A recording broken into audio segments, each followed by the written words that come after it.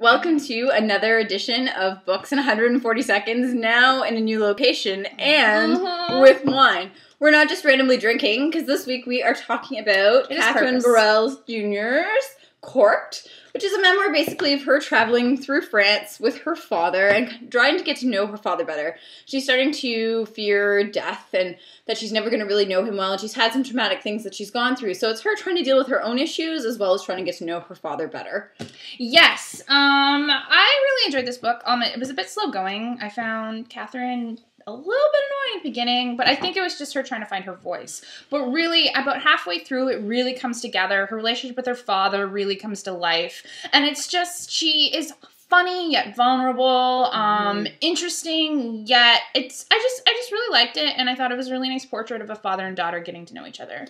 And that's what really drew me in, was she's very honest and forthright about everything, about the bad things that have happened to her. And I had these moments where she just lays herself in her relationship with her ex and her dad, bare, those were the times when I really kind of saw through the bravado and her really extending herself, trying hard in this book to kind of connect with people and to seem kind of glib and clever and wonderful. But what I found about it is that her bravado and her putting upon in an attempt to impress her readers and the people in France that she's visiting, it was really relatable, because I know I do that so often. That's someone's phone. That's okay.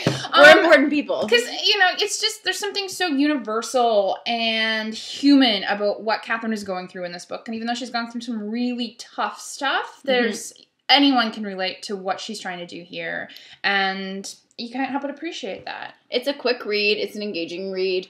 It has a really annoying text design, but you can work through that. It's fine. Get the ebook then, maybe. And it's a good excuse to A, drink wine, and B, if you go to a winery recently like me, to ask smart questions when talking to the owner. So good. So that's a good reason to read it. So we strongly recommend you read this. You drink wine while reading this. You should drink wine whenever they speak French. You should drink wine whenever they drink wine. When else should you drink wine?